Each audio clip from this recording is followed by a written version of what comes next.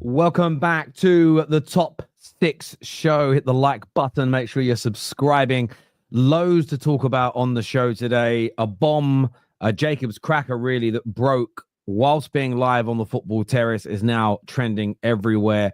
Eze to Arsenal is on. It's a deal that Arsenal are looking into exploring and maybe getting done. We're talking about, listen, I don't know too much about, I think it's pronounced, is it Mosquera, a new young centre-back currently playing at Valencia. Arsenal are close to ceiling. They're getting their backups they were so desperate for done. We are talking Liverpool and their pursuit of Guehi. Is he the right player? How close is it? There's some big reports this afternoon on that.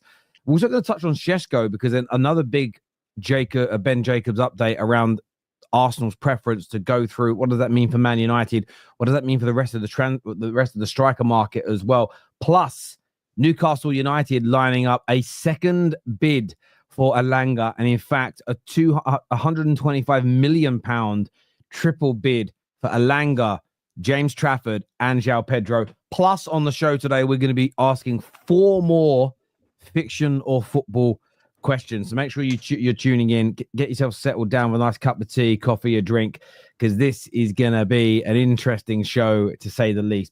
But before we go any further, gentlemen, are we all well and good and healthy? Yeah, all good, mate. All good. Yeah, I'm good. I just want this. I want summer to be over with already, and we're only in June. Like this heat is. I feel like the heat in the UK is not the same as it is in like America or Spain. It's like a sticky, horrible heat.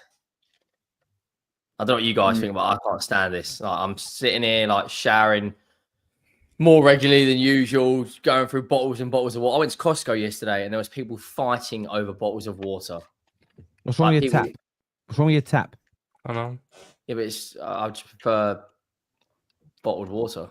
Always I mean, have. that's me saying that as I'm drinking bottled water, by the way. But I'm just, it's sparkling. I can't get that out. Yeah, I'm not that middle class now. You know, I don't live in that middle class an area where we've got sparkling water on the taps. Although you can do that, by the way. You know, you can do that. You have to like, it's not from under the ground, but I've been in someone's house got sparkling water on tap. Madness. Yeah, it's warm. We're gonna go through lots of conversations today, and I'm intrigued about it. And I wanted to start actually with Newcastle, partly because they've accused Manchester United of damaging their transfer window. All players are now more expensive because Man United paid 60. Well, they actually lied in the article. Their journalists said we paid 65 million for Cunha. It wasn't. It was 62. But okay. But basically saying United have inflated the market by buying Cunha at his buyout clause rate, and equally we have inflated artificially the market because we're going to spend 60 million on Mbeumo, and they're blaming us for them having to spend 125 million pounds on James Trafford, João Pedro, and Elanga. Thoughts on this interesting accusation from Newcastle United? Oh, where do you start with it? Manchester United are not responsible for football clubs asking for more money for their players. That is not true. At the end of the day, football hasn't been a buyer's market for about 4 years at an absolute minimum. Because as football clubs make more money from sponsorships and more money from TV deals, they have less of a need to sell their players to make up the money. So therefore, when a team comes in for their player, they can ask for more money. Guess what? Every club does it, including Newcastle. But they don't like it when it goes against them. Well, yeah, I mean, they're the ones that are asking for £200 million for a striker whose current market value is 120 million, but yet they're blaming Man United. It's very, very interesting. Very interesting. They don't like the fact that they can't get the targets, and every football fan's like that. I hate it when we miss out on targets. I have for 3 years. We still have not bought a DM because every single time we go for one, we get rejected. But guess what? I'm not sitting there going, oh, that's Chelsea's fault for inflating the market. No, that's the way football's gone. As teams make more money, they have less of a need to sell, so they have higher asking prices. That's how it is. There's no... Manchester United is not the sole reason this has happened. Every football club across the past 6 years is the reason that we are in this situation. And the TV deals from the last 6 years are the reason we're in this situation. Everything in football is the reason we are in this situation. Not Manchester United paying a release clause for a footballer. As much as I wish it was. Name, though, isn't it? It's always United that are like their name's dragged through the mud. It doesn't matter what they do, that they'll always have like bad press around them. I don't really understand it. Like Tom said, this has been happening for a decade or so now. Like players are going to get more and more expensive as years go by. There's more revenue streams into football clubs. There's more. I mean, look at Chelsea, for instance, selling this, selling that to get by. Like, I don't understand how Man United paying a release clause for a player affects Newcastle United. Like, look how many players over the past years have gone for like over 100 million. Like back in the day, an 100 million pound, 100 million euro transfer would be like unheard of. Like you'd still be talking about it 2 months after it happened. But Chelsea, for instance, we bought 2 of them in the space of 7 months in Enzo and Caicedo. It's like that's just the way football's gone, especially as people say England tax as well. Everyone's going to try and get as much as they can for their players now. Like there's one point I'm sure Crystal Palace wanted 100 mil for Adam Wharton. Or something like that. This is so true. And the bit that I think is disgusting about this article is one, of course, a lot of Newcastle fans I know are going to agree with it because United overpaying was the reason they gave as the excuse they didn't get either player, overpaying salary. It turns out he's getting 150 a week, which is really good money. But as a 27-year-old joining the most famous club in England, one of the biggest in the world, and being tasked with being an imperative part of the rebuild, of course he's going to get paid well. But the bit that's so funny is I did the maths and I just used transfermarket.co.uk because that's what they use as their base mark of the valuation. Since Newcastle, the bit that I find really distasteful, really distasteful, is they make it sound like United started the trend this summer, 2025, of overpaying for players to try and fix our club. And you're ignoring the previous decades where multiple signings by every single club, almost every window for 20 years plus, clubs are paid above market value, including Newcastle, who have paid over 154 million euros above market value since their takeover. Nearly every single major signing they have had, and this is all factual, and you can go through it from I think there's a couple that were undervalued. I think like Kieran Trippier was one of the only guys that was undervalued, but Chris Wood's market value was 6 million. They paid, this is euros, they paid 30. Bruno Guimaraes, 30 million, paid 42. Joe Willock's valuation was 16, they paid 29. Dan Burns' valuation when they bought him was 3 million. They paid 15 for him, and so on and so forth. And by the way, I don't begrudge Newcastle that. At no stage did I say that was wrong. But this idea suddenly that Man United are going to be vilified because we've paid above market, Liverpool paid above market value for Verts when you check based on the website that they're using as their source. Even City this summer paid 5 million over the valuation of Rangers. So it's just really disingenuous. What I think is true is, yes, they've shown their hand that they have the money for these players because all the clubs that went for Mbeumo would have been happy to have paid the transfer fee. You just didn't. The others just didn't get picked. Now, what the likes of Newcastle know, now what the likes of Burnley know and Brighton know, is they've got the cash. And once you've shown your hand that you have the cash, it's hard to get away with not paying top dollar. And that's why most clubs always overpay market value, because it's a seller's market, because most clubs have cash and have money, as Tom alluded to. I think it's really disingenuous. But I have a question for you guys, a fiction or football question in relation to Newcastle. Newcastle spending £125 million, according to the article, on João Pedro, James Trafford, and Anthony Elanga is a poor use of their Champions League funds. Fiction or football? Who are the three signings again? João Pedro, James Trafford, Anthony Elanga. Reportedly, it's going to cost them their Champions League money of 125 million. This statement says here, Newcastle spending 125 million on João Pedro, James Trafford, and Anthony Elanga is a poor use of that money.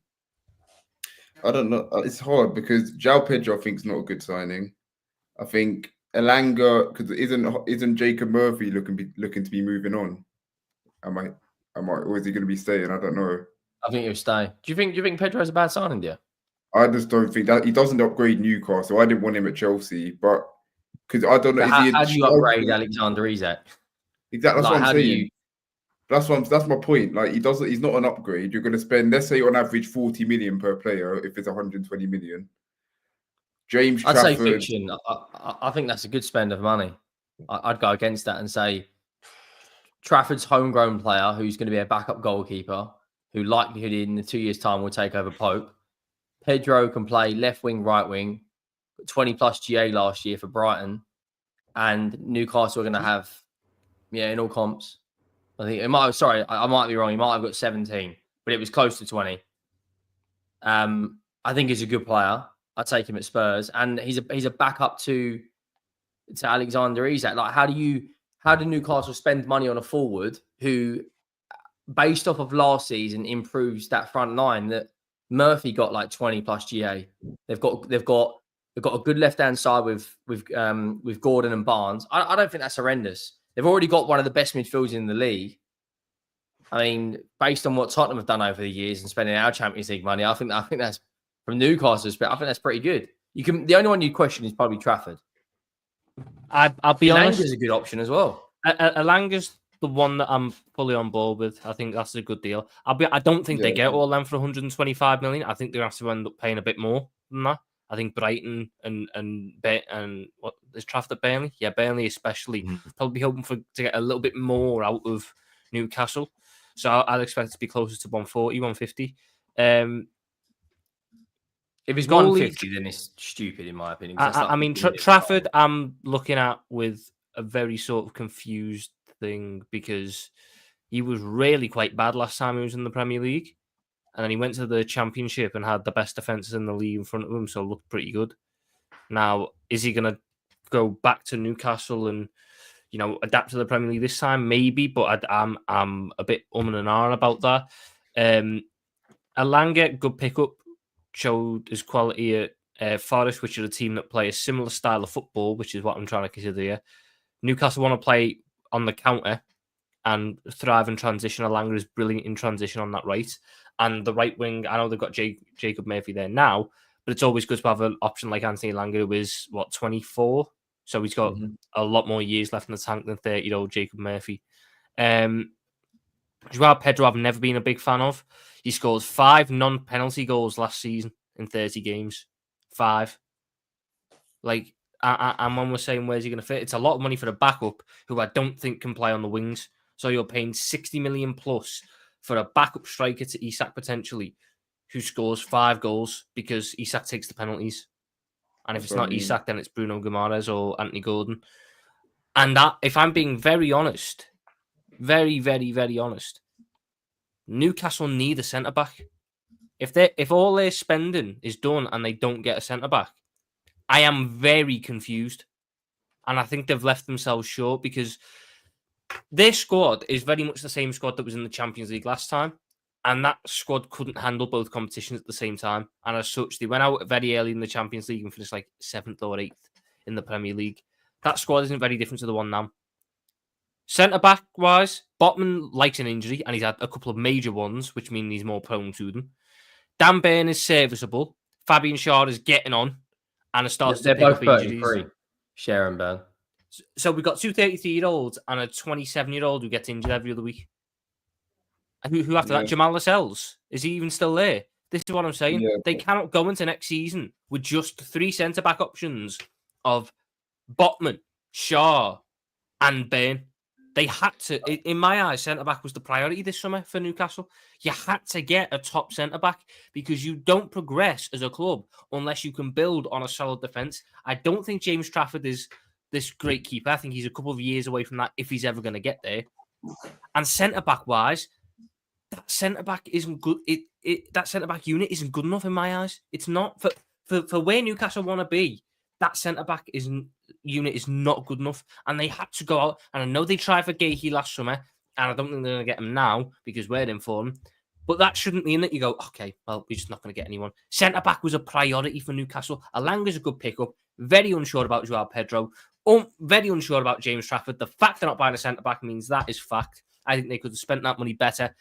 And it makes me wonder if they're going to try and get more money out of that squad and sell someone to try and build a better squad. If you were to do the signings individually, like we'll start Elanga, I think would be a good signing. Trafford, again, he might be an okay signing, but with still question marks whether or not he can readapt to the Premier League. And then for me, Joao Pedro, I don't think is a good signing for Newcastle, especially. How old is Trafford? 22. He's quite he's young. 22. So he's a very inexperienced goalkeeper who's he's not going to be, if they sign him, he's not going to be the number one for at least. I think he comes in and you don't have to spend that months. much money. I don't think Newcastle can spend that much money and not have him as the number one. That's what I mean. But I don't think they're going to spend. You cannot spend your Champions League budget on a goalie to be second choice. I'm sorry, it doesn't work. Not when you've got holes in that squad, like at centre back, which I mentioned.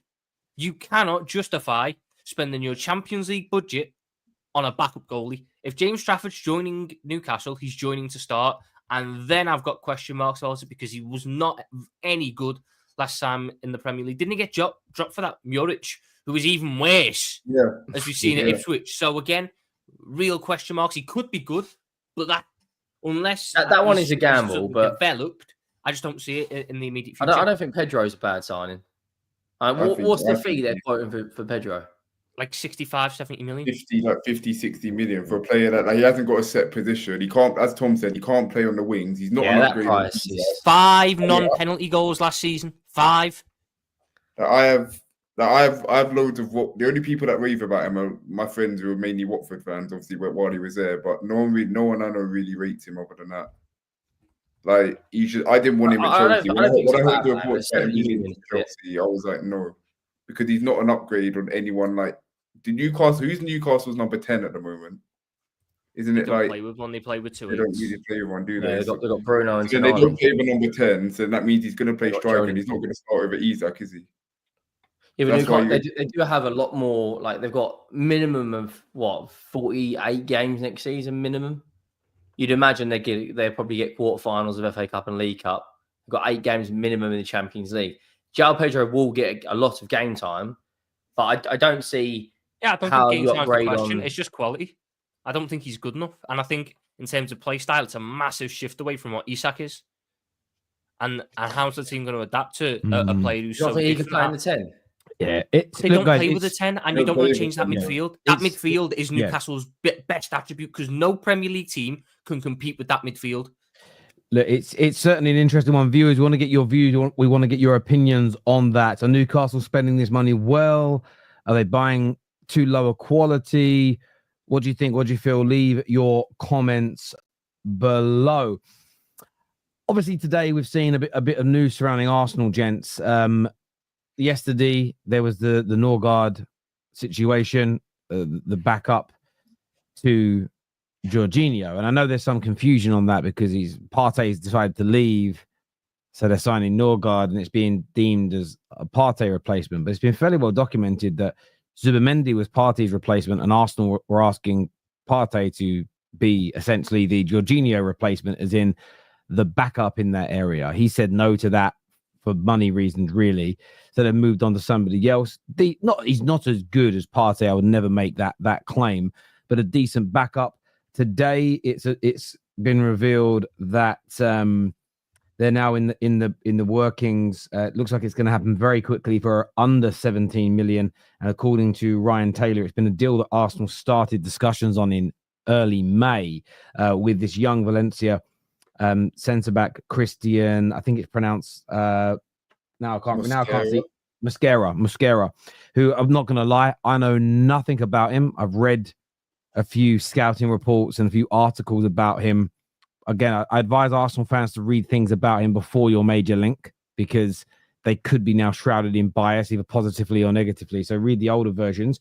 Seems a really good young player. And look, Arsenal, I think, are moving well in terms of filling in their. We had a lot of our callers come on shows going, Terry, I'm worried about the summer. We need 6 to 7 players. 4 or 5 of them were all we deemed as backup, second choice, third choice players in positions. They seem to be doing quite well in that area. Big bomb, though, this afternoon that Arsenal are focusing on, of course, on a striker. It feels like they're very close to getting one of those over the line. They've worked on both deals to a point where they're both very, very close. There's a view that Šeško's likely, and we'll touch on that later. But Eze has now emerged as a player that Arsenal wants. Obviously, he can play centrally and he can play on the left, which I think for a lot of Arsenal fans is the exciting factor, because yes, they want another left winger, but they also want someone that can put pressure on Odegaard's position, and Eze 110% is going to be able to do that. Thoughts on this? I'm going to go to Doobz first, because yes, there's been some frustration with buying the Keppers and the Norgaards and this young centre-back, but surely the news that they're now starting to accelerate on their main targets, the likes of Eze, etc. This is the kind of deal that you would expect to excite Arsenal fans. Yes and no. I mean, I didn't know that. I didn't think Eze was their main target, if I'm honest. I thought, from what I was hearing, that they were going for Rodrygo, which I didn't think was going to happen, but it's what you're hearing. I think Arsenal fans are right to be frustrated with the signings like Kepa, Norgaard, etc. I'm not saying they're bad deals. Like Kepa for 5 million isn't a bad deal considering he's going to be a backup. But it's like Arsenal are at the stage now where they've gone 3 years finishing second. They've got so close each year. And it's like, you need to get, at some point, you do need to get over the line. And that's where rival fans have questioned over the likes of Mikel Arteta. But it's like, players like Norgaard, are they players that are going to take Arsenal over the line to actually win them the Premier League title? Eze, I think, is a quality player. Eze, I think, is going to be a good signing if he does come through. Because I think Trossard's getting towards the end. I think Martinelli's been out of form for a while. So I think Eze on that left wing is definitely a good signing. And Arsenal need a striker. Listen, they're still in talks for Sesko or Gyökeres, so we can't close that one off yet. I think one of them will get done. I think it's going to be Sesko. But it just seems like I can still understand, like, because you got to remember, in January as well, they didn't sign anyone. They didn't sign anyone when they were still in the title mix. And then Arsenal fans, they had a right to be frustrated with that January transfer window, because Saka went down. They didn't bring in anyone. And then they didn't sign up one other player. Who I think someone in midfield got injured, didn't they? Or am I imagining that? Someone else got injured. No, Havertz got injured. Yeah, Kai Havertz got injured, yeah. Got injured at some point. And Saka got injured before the transfer window even opened, and they still didn't do anything. So that's my point. That's why I think these kind of signings, are they signings that are going to take Arsenal over the line? Yes, they might be good squad depth, but you're still losing Partey and Jorginho, so you're still just going to have the 2 midfielders. That's my concern with Arsenal transfer business at the moment. People might disagree with me, but I'll be honest. I think it's a smart pickup. I've always quite liked Norgaard. I always think he's been a solid, steady Eddie for Brentford. And if there's one thing that Thomas Partey was not, which I think people are forgetting, he was not a steady Eddie in the sense of you could always rely on him. The man's only given them one real injury-free season, and for the wages that he'd be on, for what he'd be demanding, I just don't think it would have worked. I think adding Norgaard and Zubimendi sort out that DM spot. If you want to play teams off the park, should we say, it's a Zubimendi because he's a better passer, he's better at dictating tempo. Whereas if you want to just match a team physically, try and go toe to toe and be a bit scrappy, that's a Norgaard job. Rice is obviously, I think now it's pretty obvious Rice is going to the 8, where Mikel Merino will also be. And I think the next logical thing after that is looking at the other side. It's Odegaard and then Havertz or Werner as the backup, depending on who needs to play where. I think that's a pretty solid midfield setup, all things considered. I don't think keeping Thomas Partey made much sense when you can get a Norgaard in, and it frees up Arsenal to go focus on getting squad players elsewhere. Mosquera is a really good young centre-back from Valencia. I'm shocked he hadn't already left Valencia, to be honest, so if they can get him in, it's a really, really solid pickup and secures them, gives them a little bit of insurance in case one of Gabriel or Saliba was to decide to leave, or like quite suddenly. So, because, he can come in and really step up. He's certainly levels above what Kivior is. And that filling out the pieces, Kepa is a backup keeper. We don't need to talk about Kepa, but you're filling in all these pieces, all these squad pieces, getting it done early. So you're not having your pants pulled down when teams start going, oh, well, we're getting close to the season, you need a player, we'll jack the prices up. Means that once we hit July 1st, they can focus on getting their big names in, i.e. left wing and striker. I will be honest, though, I don't think Eze is the left winger that they need. I don't think he's the right fit for this Arsenal team on that left. Okay. Henry, how do you see the Eze situation? Because I know he's a player that Spurs they are heavily linked to. There's a potential hijack opportunity here for Arsenal. He isn't the out-and-out touchline winger that some Gooners want because he does like to play more centrally. The right type of profile for Arsenal, or do you think they should just leave him alone and let you boys sign him? Is he the right type of profile? I'd say no, and it's not because I want Tottenham to sign him. They need it, like you said, they need an out-and-out winger. They've already got Odegaard and Werner that can both play in the 10. I think Eze is best when he's in the 10. He's certainly a fantastic player who's proven he can step up in the biggest games, scoring the goal in the FA Cup final, lifting Palace their first ever major honour, got his England call up. There's a £68 million release clause, which pretty much every Tottenham fan has pretty much got imprinted on the inside of their brain because you've spoken about Eze that much.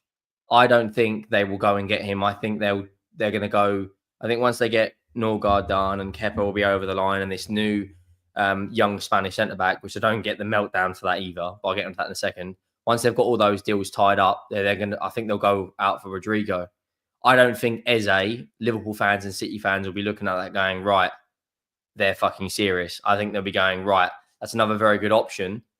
But if you're Arsenal right now, you have to show the ambition and the intent to the rest of the Premier League that you want to challenge again. And I don't think Eze lifts Arsenal up that much. Whereas if you put him in a Spurs shirt, he's already part of the same agency as 80% of our players. I think he walks in and becomes probably our best player. I think he's a better player than James Maddison. I think he's proven that. Obviously, Son's going. I think he's a better footballer than practically everyone we've got. In terms of like the young centre-back they've brought in, again, like, I don't know if you saw Plettenberg earlier say that Leverkusen and Bayern are all interested. RB Leipzig had an agreement in place. This guy's not going to be shit if three of the biggest teams in Germany, as well as teams in Spain and Arsenal, all want him. And he's going to be probably third, fourth choice centre-back. Like the meltdown at the moment, I understand it. Arsenal fans haven't got the Sesko or Gyökeres over the line, but wouldn't it make sense for you to get all of these deals out the way and done and then go and spend your big money at the end rather than spending the big money and everyone go, hang on, you've just spent 70, 80 million quid on Rodrygo. Well, let's bump our price up by 15%. Like, I think, Eze, I think he will end up at Spurs, and I'm prepared to put my neck out on the line. I do think he will be a Tottenham player. You did say that about Mbeumo as well, though. Yeah, that was more pure and utter hope. I do think that Tottenham will go all out for Eze. And if Eze's got the choice to pick over us and Arsenal, he's going to pick Arsenal, isn't he? Because they're challenging for titles. But I don't think they're all in for him. I think it's just, they've had conversations probably with his agent. Obviously, Ben Jacobs is a very credible journalist. He knows his stuff. But I'll be absolutely amazed if he's their left winger they bring in, considering they wanted Nico Williams. January, they wanted Brian Mbeumo, Rodrygo. Like, Eze's not a left winger. He can play there, but he's not a left winger, is he? He's an attacking midfielder. Yeah, I agree with a lot of what's been said here. I get what you were saying earlier, Doobz, about their frustration. And I get there is a sort of jaded feeling with Arsenal fans. They didn't do enough last summer, didn't do enough in January. Season, faded away and they are frustrated. But I do think that frustration, that emotion is leading to them not seeing the wood for the trees. Everything you read about the Šeško and Gyökeres. Now, the Šeško and Gyökeres situation, we'll get onto it in more detail later, but it's actually really good, but not if you don't rate both players. And I suppose that's what's making people angry. Some people think that Šeško is a trash signing, so they just want to hear that they're getting Gyökeres. I actually think they're both really good signings for Arsenal. So I look at the situation differently, which is they've got both players desperate to join them. they get to hopefully in their situations drive the price down of both and get the price better in their favor, and then they can execute for which one they see as the most important. The Eze potential signing is interesting though, because Samuel McBell, who's very well versed at Arsenal, has also spoken about inquiries they've made into Mohamed Kudus, and he says that Mohamed Kudus is a player they're looking at. There's a £85 million release clause to other Premier League clubs, but it's well documented now that West Ham would be willing to take below that. Interesting though, he went on to say that there is long-term interest there, and maybe it's one to watch. Kudus is in the absence of getting Rodrygo or Gordon. So Anthony Gordon is another player that Arsenal are trying to talk to. And again, I think if Livramento or HIJACK was to leave Newcastle, then I think Anthony Gordon becomes impossible. So I think what's really interesting is that they're looking at some wingers that you would look at as, whether you want to use the word touchline or marauding, or you know, Anthony Gordon's got decent skill, but he's very much gets his head down, knocks the ball past the player and runs. Eze's a little different. At the same time, what makes me think maybe they're planning two different approaches next season. One to play with a winger like a Gordon, or maybe one where you have someone that comes inside more and they're going to change things up a little bit, which Arsenal fans have actually been asking for. Let's not be the same repetitive team where, you know, everyone knows how we're going to play. If somebody better than Martinelli will help them, but it will still be the same approach.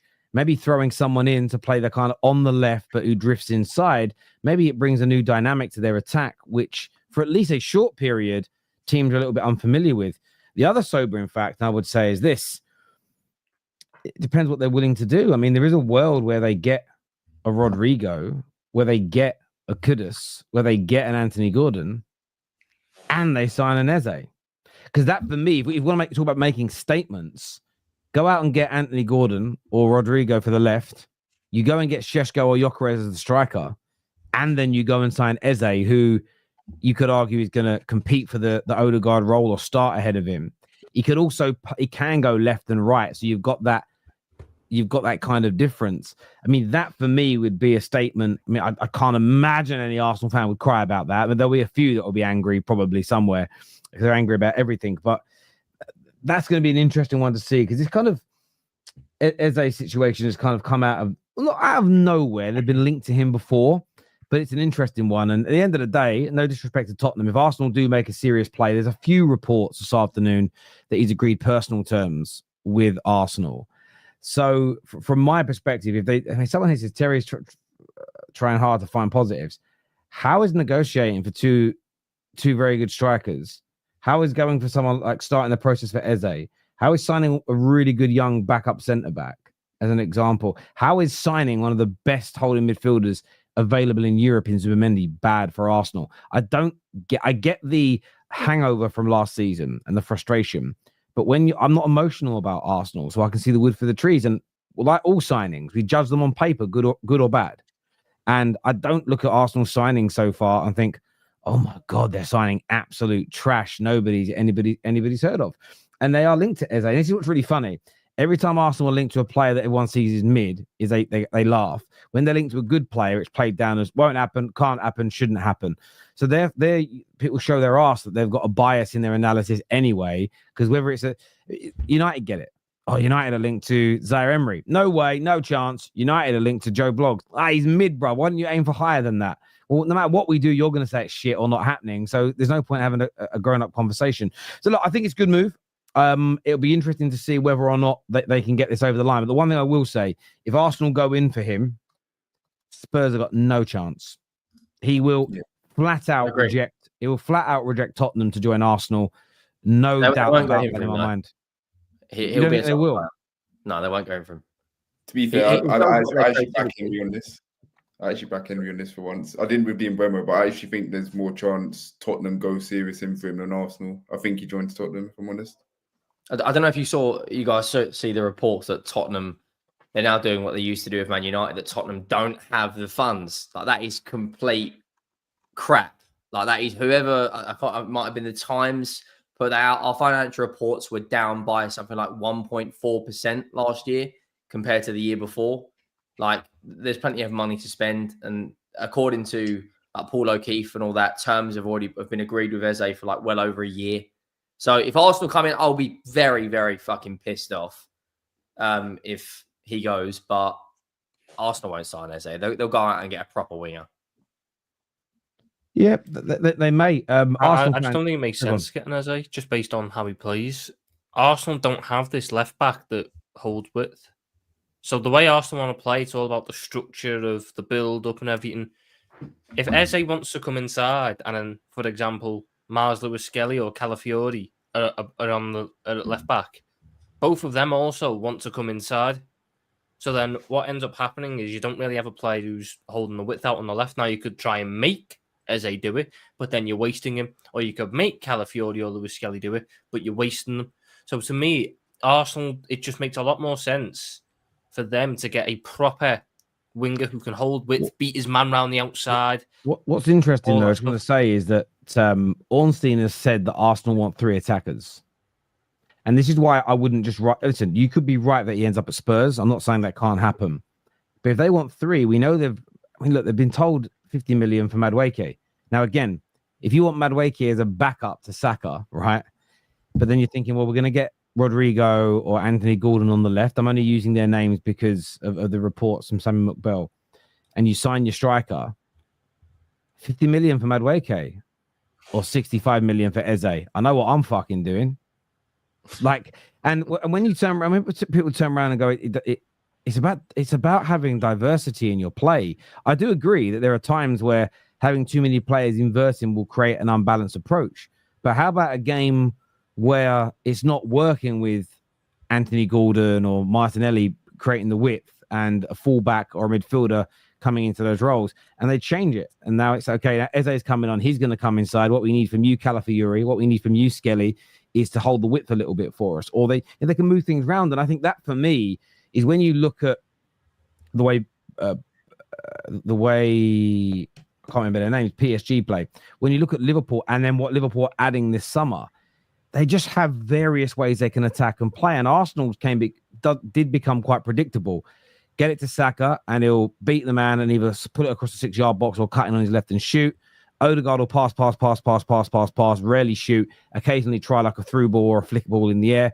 Martinelli, he'll try and go on the outside, occasionally put it across the 6-yard box. If not, he cut it back onto his right foot and shoot. That was the way they attacked. They do need to add more to that. So I'm not sitting here because I don't have any inside information. I'm only reading the stories. But Ornstein has said they want 3 attackers. One is going to be a 9. And I just don't see it being beyond the realms of possibility. And also, this is where Arsenal fans should be putting their energy and pressure and maybe their frustration, is if you are getting Norgaards if you're getting all the backup positions that you asked to be filled, if you are getting your Norgaards for 9 million, your Kepas for 5 million, this young lad from Spain for 17 million, it is not beyond the realms of possibility. If you're spending 60 million on the striker, it's quoted it might be 70 million for Rodrygo, 65 million for Eze. You add it all up, it's not that much. You're not talking about spending 400 million. You're talking about mid 200s plus some sales. So listen, I wouldn't write it. I'm not saying it's going to happen, but I think it's going to be an interesting one to watch. And if Arsenal are serious about him, there's no way he's speeding up that move to Tottenham. He's going to sit there and wait, isn't he? Why would you speed up to go to Tottenham when maybe Arsenal or a bigger club? We've just won silverware afterward. Like, just give us our. I get that. Cal, welcome to the show, mate. Appreciate you coming on, bruv. Nice one, boys. Appreciate you coming on. Is it true Eze's an Arsenal fan? Yeah. Yeah. Yeah, but that doesn't mean anything. Like, Kulusevski's an Arsenal fan. Like, Jermaine Defoe was an Arsenal fan. Kulusevski didn't try. Arsenal didn't try and sign Kulusevski, though. There's a difference. Yeah, but like that whole because someone supports someone doesn't mean they can't play for anyone else. I think it's complete shit. No, it's not that he can't play for it. It's just that if Arsenal going for him at the same time as you, I think he's going to pick the club he supports and who are better. I think but he's just going to sit on the bench at Arsenal. Like, he's not going to get. Stop. Does he start over Odegaard? He will. If he goes to Arsenal, he will take Odegaard's place. I can see. You think he takes Odegaard's place? He has to. He'll have to. Odegaard's been out of form for a while. I mean, the only thing that maybe keeps Odegaard in is the fact that he's a captain. Yeah, but Arteta's substituting time though. Yeah, but 20 take Odegaard here or there off the bench. Hold on, Henry, where's he going to play for Tottenham? In the 10. But you got Maddison on the bench. He's better than Maddison. He's miles better than Maddison. We get Eze. Madison, thank you very much for those performances in that Europa League campaign. Eze can't do that at Arsenal. Sorry? But Eze couldn't do that if he went to Arsenal. He couldn't walk in. No, I don't think he starts in 10 because their captain's their playmaker and he's not going to drop their captain. They could start left wing as well. Henry, with all due respect, bro, he chooses Arsenal over Spurs every day. This is like Emblemo again. I don't think they go all out for Eze. I think they'll look at Rodrygo. Henry, do you want to know something else as well? You know he came from the Highland Academy. He was there first. That doesn't mean shit. I mean, that was his first academy. It's his first. And listen, you know as well as you do. If your first love came back now and said, "Don't marry your wife, marry me," you know you're saying yes, isn't it? Careful, Henry, bro. Careful. Yeah, these rules are quite clear. I don't want to be implicated in anything here, bro. Careful, bro. Yeah, no, listen, he could genuinely join Tottenham. I'm not denying it, but this idea they won't go for him. But look, we've had a fiction or fact question come through. We're going to do in a minute, but I just want to go through some of these super chats first. Michael here says, personally, I like how we've approached the market so far. Kepa, Norgaard, I keep wanting to say Mosquera. It's not Mosquera. Mosquera. Mosquera, that's the one. For around 30 to 35 million, addressing depth, renewals of Lewis Skelly and Gabby all before June. I'm confident big attackers will come in July. Listen, I hear you. Listen, as I said before, people are entitled to feel the way they want about their own football club. There's equally what they've got to remember is people have also got the right to react to how they're feeling. This idea, you can't tell me what to do whilst you're telling a football club what to do. It doesn't make sense. Again, you got to. I said the other day, like I had some Arsenal callers that came on and they said, "Don't like this signing, don't like that signing." Who would you like to sign instead? I'm not qualified. It's not my job to find them. Well, why is it your job to qualify? Why is it your job then to slag them off? That can't work one way. If you're not qualified to assess who you should sign, surely you're not qualified to assess if it's bad either. There has got to be some balance in this. That'll get me in trouble. Eze is a totally good signing. He helps solve the lack of creativity, and Rodrygo is not a touchline winger. That's also true. Rodrygo doesn't hug that touchline either, so that's very true. This here says he's an Haaland product, is what Shane has got to say here. This is the question. I'm going to press the Cal first. We've not heard much from Cal today. So this is this thing is we get fans are sending statements about what they believe. And we put fiction or football before it. Fiction means, I don't believe it. Football means it's right. Very simplistic. It says here, fiction or football, Arsenal should trigger Eze's release clause now rather than wait on an uncertain move for Rodrygo. Football.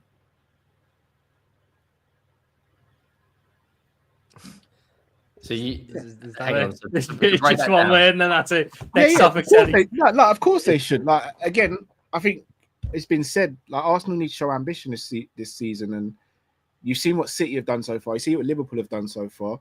Really and truly, it should be Eze and two others. If you're having serious thoughts about winning the league, Eze should be coming in because he covers the left wing, he covers the 10. At a push, he covers right wing as well. He's homegrown, he knows the Premier League. He's a player that can change a game on a whim. Surely, like, it should be a no-brainer, right? I know 68 mil sounds like a lot, but that's kind of the going rate for a top footballer nowadays. Do you not think, though, like with Rodrygo not playing in that Club World Cup game, and then like Ben Jacobs said he's both. Yeah, that's what I'm saying. Like because obviously you boys and City have both had really, really good windows. They need to show that statement of intent. If they go and get Eze and Rodrygo, then I think a lot of people will be like sitting like, hang on, they're fucking serious. You top that off with Gyökeres. But I think Rodrygo is the guy. But if they get Eze, look, it's an unbelievable signing for them. But as you said, Rodrygo's not a guarantee. And if Rodrygo becomes available on the market, Arsenal won't be the only team in for him either. So who's to say he doesn't get his head turned? Bayern Munich have made it very obvious they want a left winger. Who's to say his head doesn't get turned by Bayern Munich or another team? There's no point taking the risk. They're not in a position to take Bayern over Arsenal. Would I choose Bayern over Arsenal? No, do you think Rodrygo would choose Bayern over Arsenal? It's a debate. Like, I'd say there's more chance of him winning silverware at Bayern than there is at Arsenal. Yeah, just ask Harry Kane. Well, it's a guarantee. They win the league almost every year, so it's almost a guarantee and they win the Champions title. League as well. They've shown how good they can be in the Champions League as well. I think it's. I agree with what you said there. I think, and maybe this is what they've been planning all along. Arsenal. I mean, Ornstein has said they want 3 attackers, and I know people hate this word, market opportunities. Maybe this is also why you don't go too early. I mean, I was watching Sane the other day, and I was like, hang on, he looks a little shot to me. You know, this is maybe why they didn't rush into some bigger and more expensive deals earlier on in the window, because opportunities present themselves later on down the line. But I agree with you, Cal. If they want to send a genuine statement to Liverpool, who have just gone and got Wirtz and the fullbacks and Guehi, we'll get onto that later, maybe Isak. People are sleeping on the fact if Arsenal walk away from this window with Gyökeres, Rodrygo, or Gordon, plus, because I'm only using those names for anyone who gets triggered, because that's who they're linked to by Samuel McBell, plus an Eze, there is an argument to be made that that's a better window than what Liverpool have done, and some people might make Arsenal favourites. There's an argument. But it is, though. It is. If you guys get Isak, it's different, but some people would argue that Rodrygo, Eze, and Gyökeres joining Saka in the attack makes that a better window than Wirtz joining Salah. I mean, he's not even one of the front line. Again, there's an argument there. It depends on how you guys finish. Yeah. But at the very least, it's a statement to go, well, you've gone out and bought 3 or 4 players that have up your levels. So and you are right, Arsenal have got to do it. What they can't do is go, right, we got your Zubimendi and Norgaard, we got your Kepa, let's go. Because that's so, yeah, and I agree with Cal. 100%. And what do you mean stop it, Thomas? Let's not pretend like what I just said is mad. Let's not pretend that, because there is a world where Eze goes to a club like Arsenal and is one of the best attacking midfielders in the league. We can't pretend that isn't possible or plausible. Come on now. And I'm only going by players they're linked to. I'm not saying Yamal and they're going to get a time machine and bring back Eden Hazard and Messi. I'm talking about genuine players they're linked to that they have a chance of signing. And the Anthony Gordon one, I also think is one to watch. I really do, because Newcastle are going to have to sell some players. And he was already out the team by towards the end of last season. And they're not going to want to sell Isak to that mob down there. I'm telling you, like you don't want that to happen, Terry.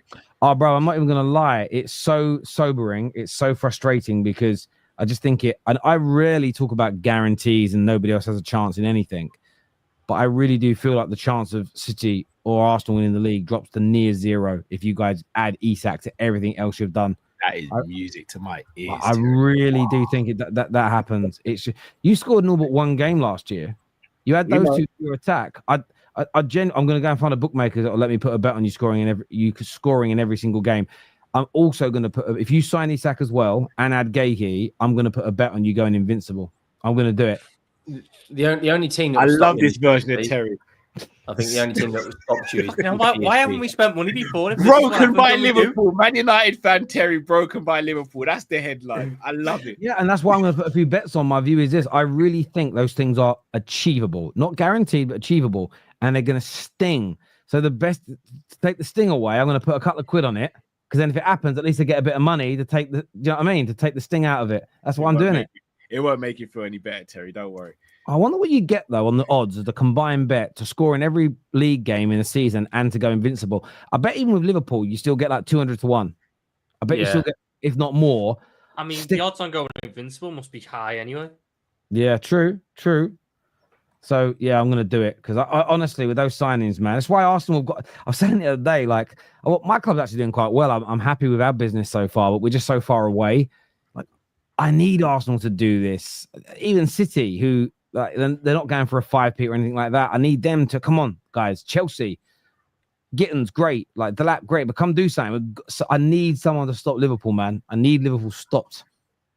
If they get the Swedish machine, they're winning the league next 5 years. Like, I just don't see anyone that front line. Salah's not slowing down anytime soon.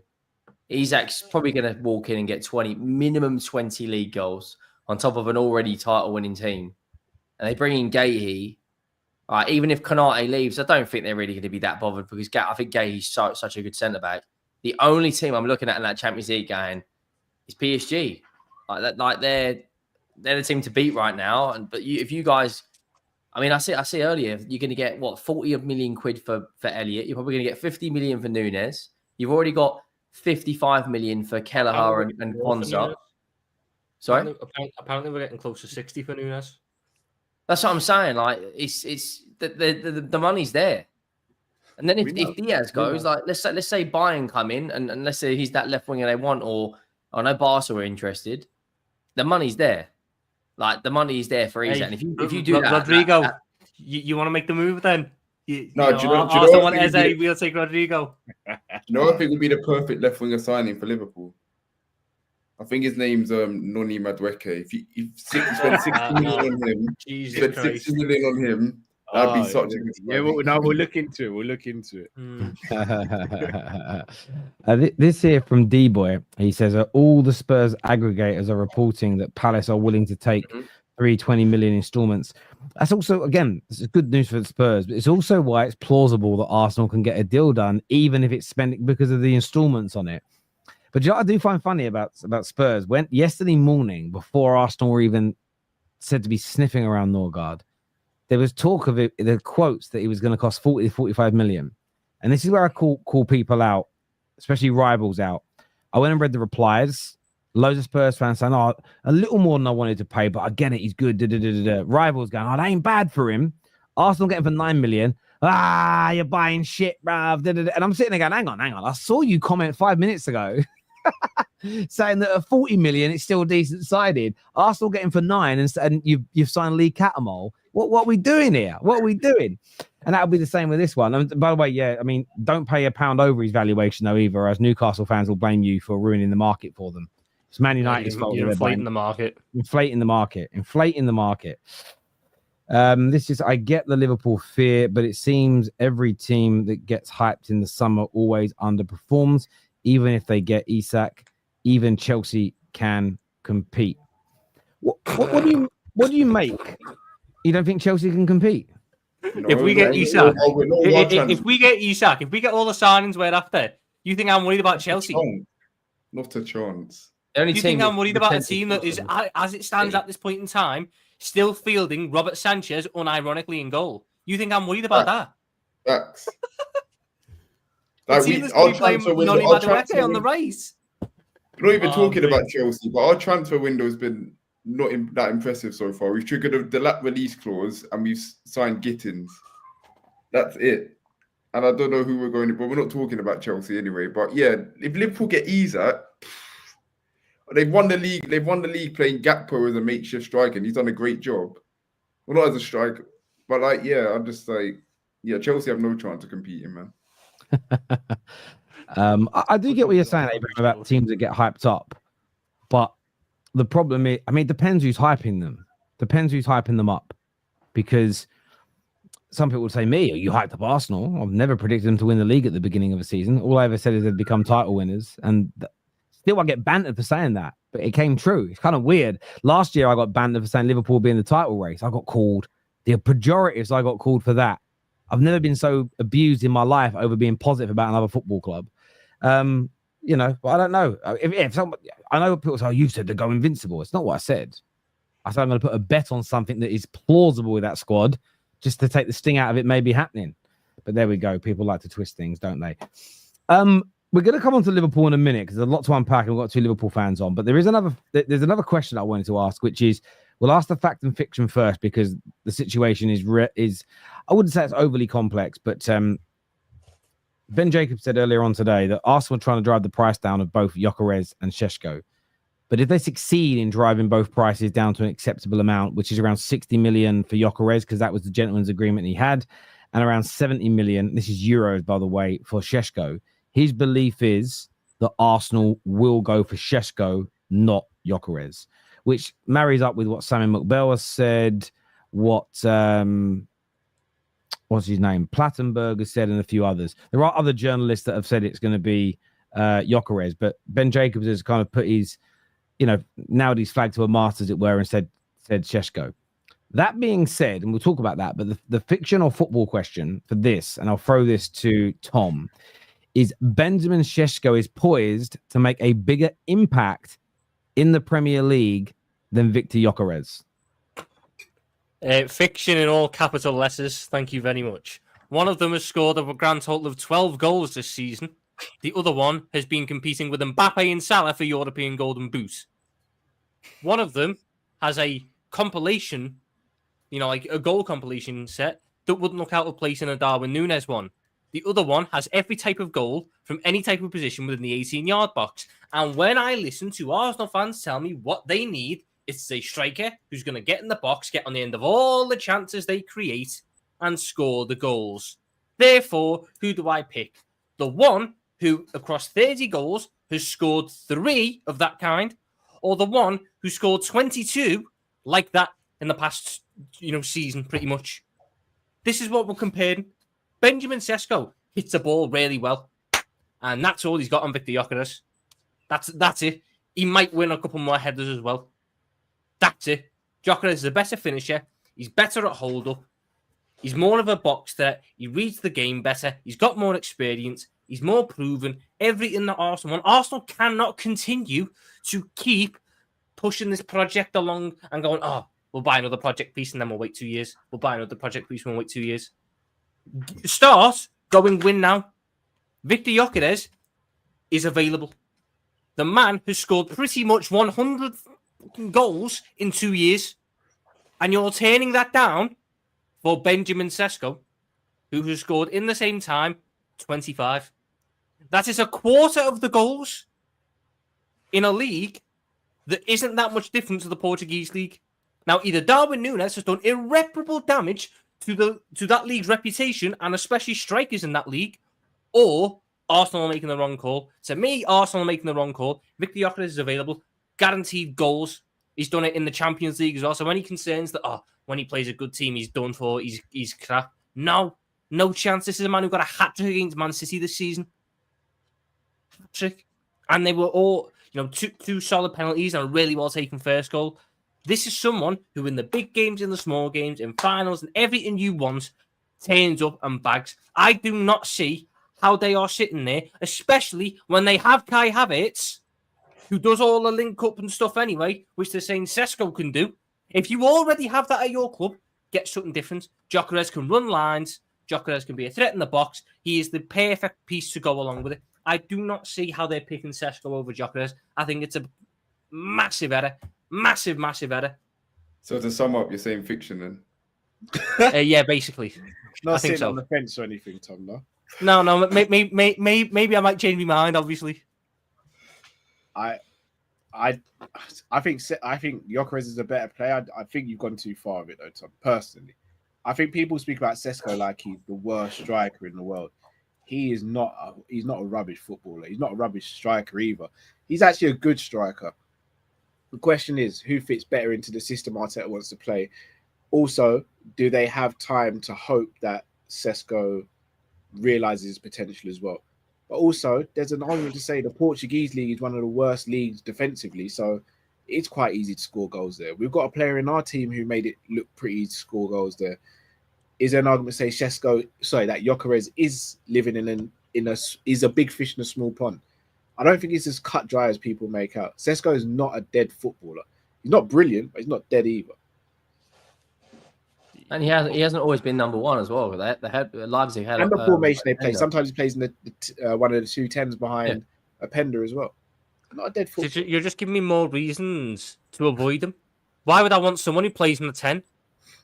I don't need someone who's playing in the... If I'm buying Eze and I've got Odegaard and I've got Havertz and I've got Werner, I don't need someone else whose USP is, he's a striker who can also play like a 10. No, if you've got all these creators behind, which is what I'm constantly told by Arsenal fans last year, their main problem was they didn't score the chances they created. They created loads of chances. They should have won all their games. Look at the PSG one. They beat them on XG 3 times, but because they didn't have the guy up front to put it in the net, they didn't go through. So what you want to do when you're offered a guy who knows exactly how to put it in the net is turn it down for Slovenian Kai Havertz.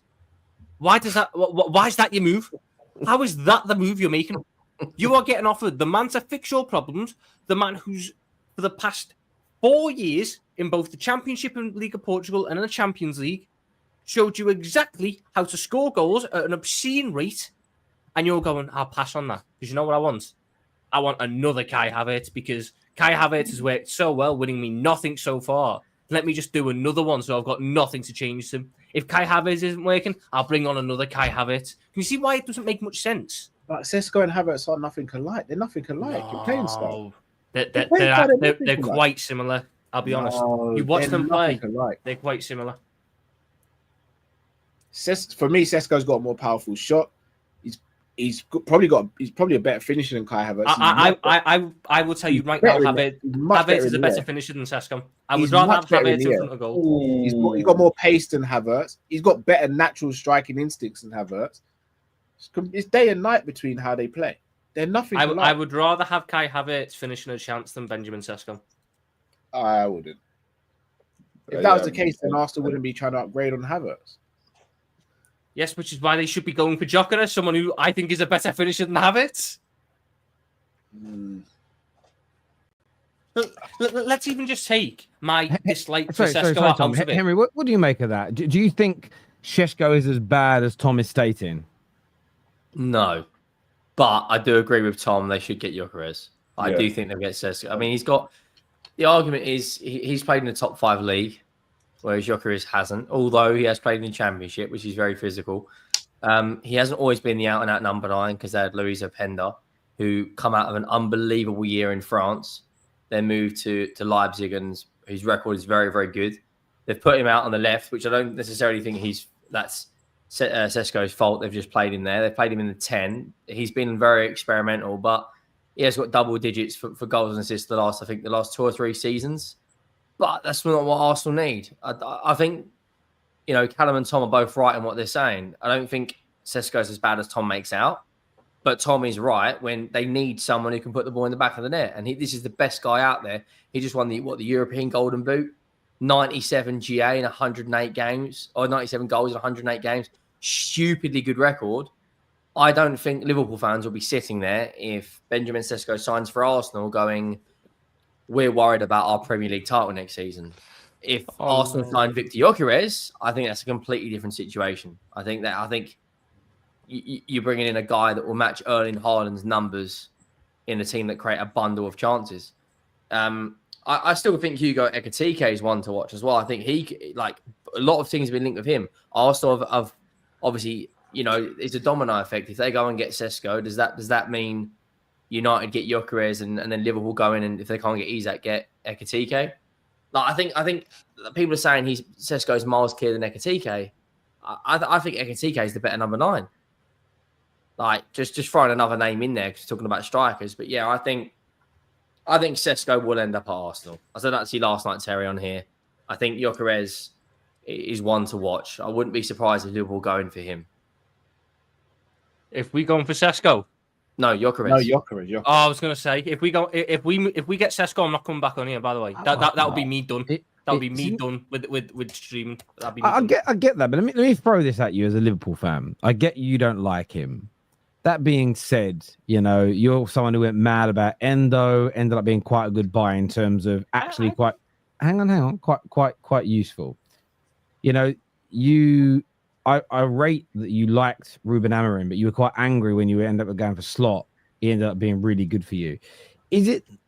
Would you not trust the men that you have been on your knees for double teaming and gagging on for the past 2 weeks, 3 weeks, 4 weeks? That's a big pause, Terry. Mate, his knees are red raw. Whoa. John Henry in the corner filming it. Do you know what I mean? This man has been on them, right? Would you, if they went Šeško is the man to lead our line, why would you not trust the people that you see? Would you not even objectively give it time because of people that know more than you and you trust rate him?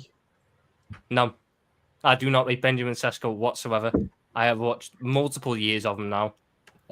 I will have this argument with anyone. I am willing to back any striker my football club buys except Benjamin Sesko because I don't see the point in it. I really don't. You're just doing the same thing over and over again. I do not see anything different from Benjamin Sesko that I did from Núñez. So I'm going to treat Benjamin Sesko exactly what I'm seeing. He is someone who hits the ball well but can't finish. He's someone who has a bit of link up, but it's not the greatest. And again, This is my whole overarching point. I don't think he's a good striker. He's a versatile forward. He's not a good striker. Arsenal are in need of a good striker. Let me ask you a question, Tom. I'm going for the jugular here. Name me the last 6 teams you see him play against for his club. Leverkusen, us. I saw them play again. So remember here, don't just name German teams that you know off the top of your head. No, I'll change it. The last 6 games you watched him play away in order. Last 6 games I watched him play away in order. It was Leverkusen was one of them, and that was towards the start of the season. Hang on. So if it's the start of the season, that's one of the last games you watched him play away from home. No, because if we're going like 6th away game, I'm not saying I watch Benjamin Sesko every week, but I've watched a fair amount of Benjamin Sesko. Do you watch Gyökeres every week? I did. There was a period of time when I was watching Gyökeres every week. Was that when you were watching Amorim? You were watching Amorim every week because you want him as manager. So that's fair. That's fair. Like, again, I don't claim to watch Šeško every week. I may have watched him play maybe 10, 15 full games. I saw Hassan brought out stats about the potentials that he sits in. He's here and there. But those types of things are always a little flawed. Because it depends on who you're playing with in the team system and tactics. For instance, you get the Premier League stats up. I saw some stat about a defender. You'll find loads of defenders in the bottom half of the league that have made more tackles and made more interceptions than Van Dijk every year. But that's because they have to defend more because their team isn't as good. So you can't always rely on those types of stats. But I don't know. I do agree that Gyökeres is the better deal. I just don't think Benjamin Šeško is as bad as some people are claiming he is. I actually think what you're going to see in the Premier League in both playing for a better team. So I think you'll see Gyökeres come to the Prem in a good side and he'll score lots of goals, but it'll be nowhere near 97 goals in 2 seasons. It'll be more like 50 to 60 max across all comps. Where I think you'll take someone like Šeško, if you make him the out-and-out 9 at an Arsenal, the out-and-out 9 at a Liverpool, I think you'll see a player go from getting 12 to 13 goals in all comps to getting maybe 25 in all comps. I think there'll be a much closer gap. And then over the coming season, I don't think that by the way, that number I gave for Gyökeres was over 2 seasons. So you're talking around about maybe 30 goals in all comps a season. I don't think there's going to be this huge difference in them next year. And we're probably going to test that theory because I think both will end up in the Premier League in one way, shape or form. And I think they'll both be in decent teams. And then we'll see. But I don't think, and I could end up being wrong, but I just don't see there being this huge gulf where one of them is looked at like he's Harry Kane and the other one is looked at like he's Weghorst. Because you're talking about him like he's Weghorst. And he's so much better than that level of striker, I think. Terry thinks United are getting Gyökeres. Well, isn't what I think. I mean, look, there's rumours that Liverpool are coming in. If Liverpool come in, Man United and Arsenal can kiss goodnight to him, in my opinion. But that's not there's no confirmed report of that yet. There's some saying yes, some saying no. But if Arsenal do pick Šeško, if Ben Jacobs is right and Arsenal pick Šeško, and if Liverpool are not in for Gyökeres, then I do think Man United will get him, yes. But it's stipulated that Liverpool don't go anywhere fucking near it. And Arsenal, in my opinion, make a very slight mistake by picking Šeško, but we will see. This year for Tony, it's a genuine question. Are Liverpool banking on Salah having the same season or will he slow down? Surely he slows down. Hopefully a bloke can wish. I would like to think with the signing of Wirtz and the pushing for Isak, it's moving away from pure reliance on Mohamed Salah and more of a, we can give Wirtz the ball and he can do something, and we can give Isak the ball and he can do something, rather than what we had last year, which was if Salah's not doing anything, we're in a bit of trouble. Yeah, he can't be expected to have the same season he had last season. Anyone expecting that is being crazy. I'm not saying he can't have it, he can, but it's not an expectation, nor should it be. Last season was an all-time great season for him. He shouldn't be expected to have to do that every season if we are Liverpool and expect to get some of the targets we're getting. If he has another season like that, then we're laughing. But if he doesn't, then Wirtz and Gakpo and whoever we get as a striker should be able to step up and be like, we'll take it from here. Tom is proving he's never watched a minute of Šeško play and doesn't know how to contextualize the team he plays in. Mm-hmm. He's nothing like Havertz, is what Wayne says here. Okie dokie. I mean, Arsenal fans are acting like Benjamin Sesko has been in this, been in the Wolves equivalent of the Bundesliga, when in reality, bar this season where they were really bad, and he still only got 11 goals. The season before that, he was in a Leipzig team that came third, which is about where Arsenal expect to be challenging for. You know, top of the table. That's what Leipzig were doing that year, and he got 12 goals. So again, this is someone who isn't ready, and I do not think Arsenal can keep sitting there and buying these players who will be ready in 2 years' time, because eventually, good players at Arsenal who do not want to wait around for trophies will just go, no, I'm not having it. I want to move on, because they'll get disillusioned with it. All right. Could you not argue, though? So in his last 2 Bundesliga seasons, he's got, 14 and 13. Could you not argue that him going to a better team with better players, him being older and starting to mature as a footballer, because he's still relatively young as well, could he not kick on? Because we can't expect him to stay at the same level all of his life. There is a genuine possibility he could kick on. There is, and there's as much of a possibility that he becomes Timo Werner 2.0, because he's moving to a new league. A league that has claimed many a good Bundesliga scalp. Timo Werner was looked at as one of the best strikers. Christopher Nkunku. Yeah, fair won Bundesliga Golden Boot. Riddled with injuries. I don't think that's a fair comparison. I don't think he's been riddled with injuries this year. I just think he's been a bit shit. No, but Chelsea aren't a barometer to use in terms of player development, because it's a scouting approach. It's not about the player development side. There's players who come from the Bundesliga to other clubs and not being good. My point is, Benjamin Sesko, yes, he's moving to a team with better players, but he's also moving to a harder league up against better players. Yeah, agreed. So it's not like one's just improving without the other. He's, instead of going up against Upamecano and Kim Min-jae, he's going to be going up against Van Dijk and Konaté, or Ruben Diaz and Gvardiol, top level centre backs. But he'll also it swings in roundabouts. That's what I'm saying. So I don't think it's fair to say he's just going to be a flop straight away. He might not be, but I just don't have it. When I watch him and when I look at how he plays, I just don't see any positive signs there. Over Gyökeres. This here from Gaz says Neymar inflated prices of players, but I think Man United keep them high. Cunha should be 50 million. You pay more to get him ahead of others. In my opinion, we didn't pay more to get him ahead of others. That's just a lie. That's because you're reading them. I am going to assume here you're a Newcastle fan based on that conversation. But it was a buyout clause. There was no paying above the odds. You pay the buyout clause or it didn't happen. Equally, how are we ignoring the fact that we'll use Newcastle as the case in point, because they're the fan base and the media outlets that are making this up. You've overpaid on nearly every signing based on market value of all but one player, one major signing since your owners came in. So this idea that Man United are the only team that do it is this. And my message is then also this: if your morals are not sort of pseudo-moralistic, if you're not pseudo-moralistic on this, then you should just, I hope you're demanding your club walks away from every deal where they're charged a penny over market value to prove a point that nobody should be doing it. What it sounds like to me is, I wish Man United would stop buying players that potentially improve them. That's it. End of conversation. That's what you want. That's all this is, because I hear a lot of fans going, yeah, I agree. But why are you not demanding that your club never pays over the odds for a player? All you really want is Man United not to do it.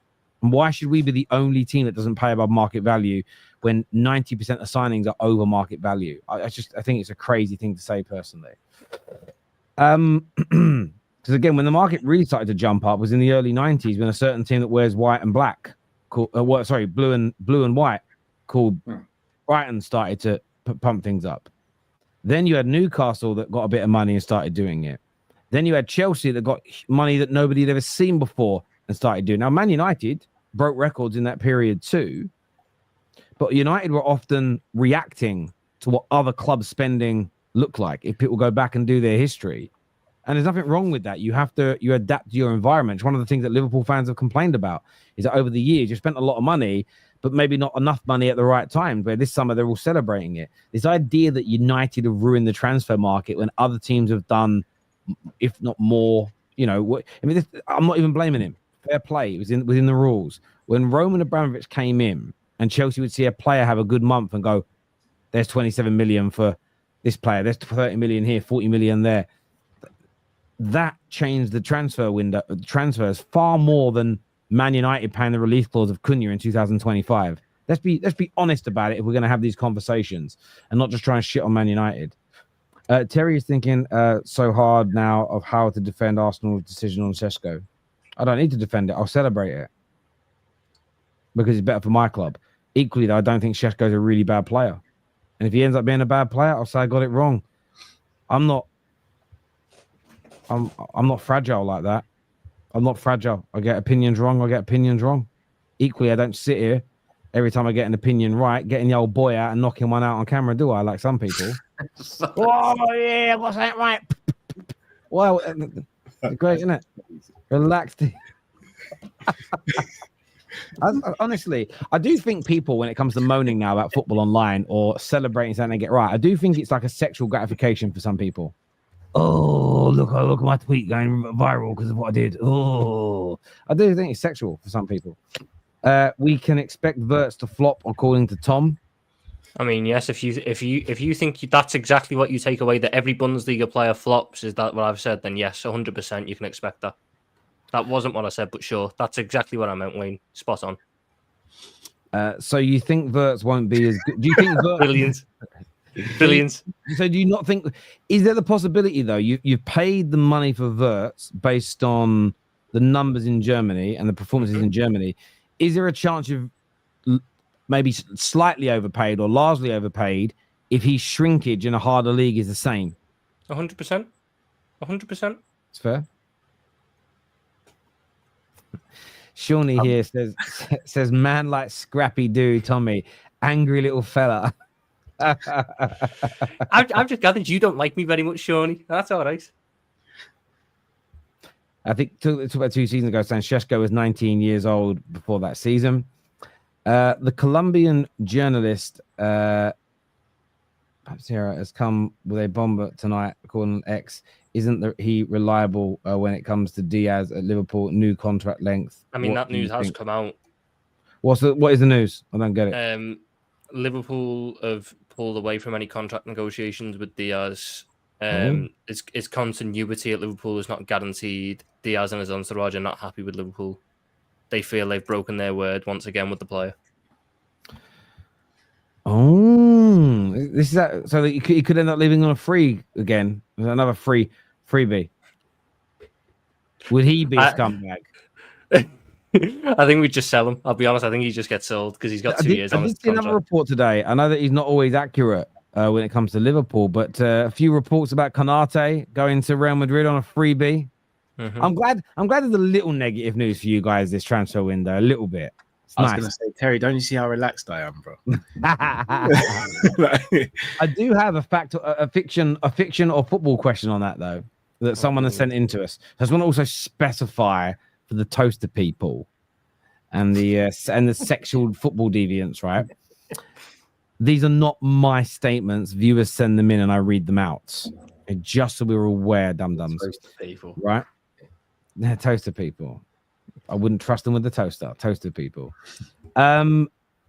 Signing Marc Guéhi instead of renewing and replacing... signing Marc Guéhi and replacing... I can't read this question.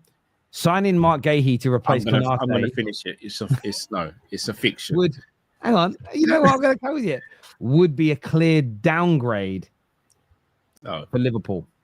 Yes, football. A clear downgrade, in your opinion? Yeah, look, I'm not going to sit here and badmouth Marc Guéhi. If we sign Marc Guéhi, I'll be over the moon.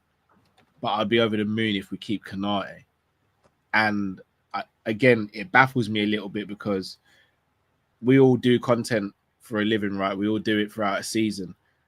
Not once did I go through this season on any stream I was on, whether it be Coppish or anyone else's stream, and see anyone say, let's bring in Marc Guéhi to play instead of Konaté. Not once did I see it.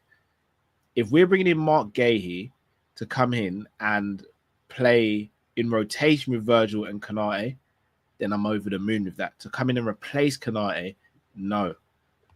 Guehi is a very good centre back. He's not better than Konaté. No, and I don't think that's sorry to cut you, bro. I don't think that's being rude or downplaying. I don't think that is Guehi, either. But the facts are the facts. At the moment, he's not better than Konaté. So us going to get him to replace Konaté for me makes no sense.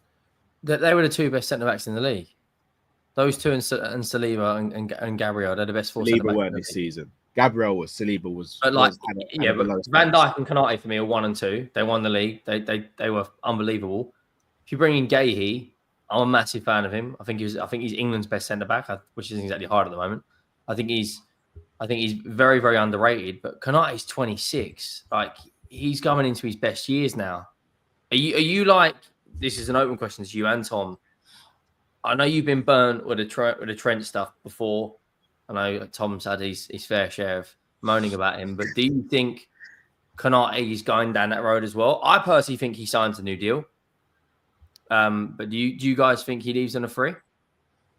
I'll be real with you, bro. The moment I saw Steven Gerrard hang up the boots or leave Liverpool to go to LA, and then the moment I saw Coutinho go, I don't get attached to players like that anymore. Like, Trent did what he did, fairs.